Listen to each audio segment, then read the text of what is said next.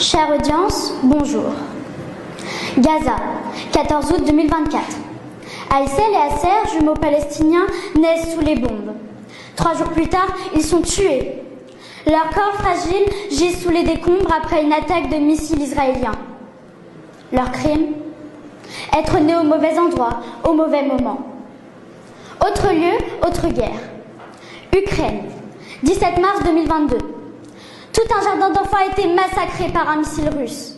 Il ne reste plus que des petites mains figées sous la poussière, des corps inertes, des innocents ont disparu à jamais.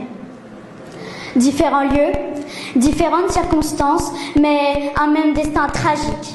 Des vies volées, des enfances brisées à cause de guerre et de violence.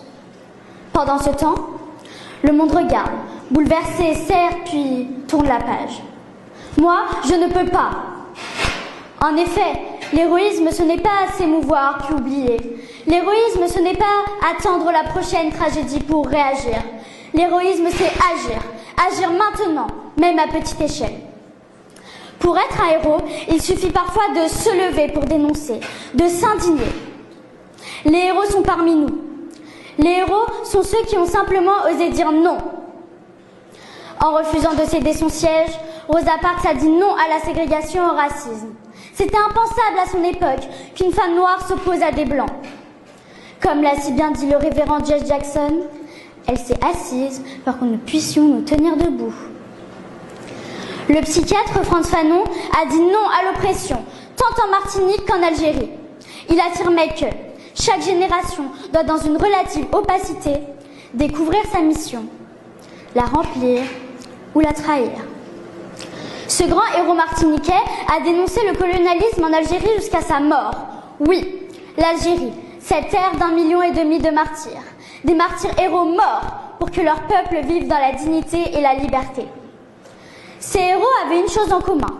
Ils ont agi, chacun à sa manière, dans son contexte historique. Les héros sont parmi nous. Oui, à Fort-de-France, la maison d'enfants à caractère social est devenue un refuge pour les enfants maltraités. Elle les a sortis des griffes de la violence. Elle leur offre un abri, une seconde chance, un nouveau départ pour un meilleur avenir. Ce sont ces personnes qui œuvrent avec altruisme qui, pour moi, sont des héros. Leur courage n'est ni un don, ni un privilège. Ils ont choisi d'agir. Mais vous savez quoi ? Les héros ne sont pas toujours les autres. Parfois c'est vous, c'est moi, c'est chacun d'entre nous. Certes, je n'ai pas le pouvoir d'arrêter les guerres, mais j'ai le pouvoir de ne pas me taire et je ne veux pas me taire. Je m'indigne. C'est pourquoi je décide de dénoncer afin que ces tragédies ne soient plus que de simples faits divers. Ce sont des drames, des crimes. Chaque geste compte, même le plus petit. Comme le répétait Gandhi, soyez le changement que vous voulez voir dans le monde. Et vous, quelle cause souhaiteriez-vous défendre parce qu'elle est noble et juste ?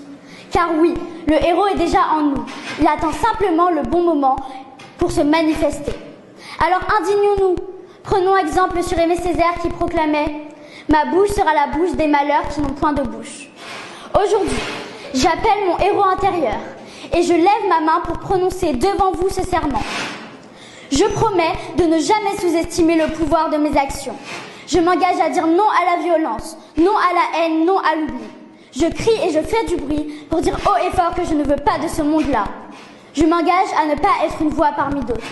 Je serai celle qu'on n'attendait pas et qu'on n'oubliera jamais. Je vous remercie. Merci.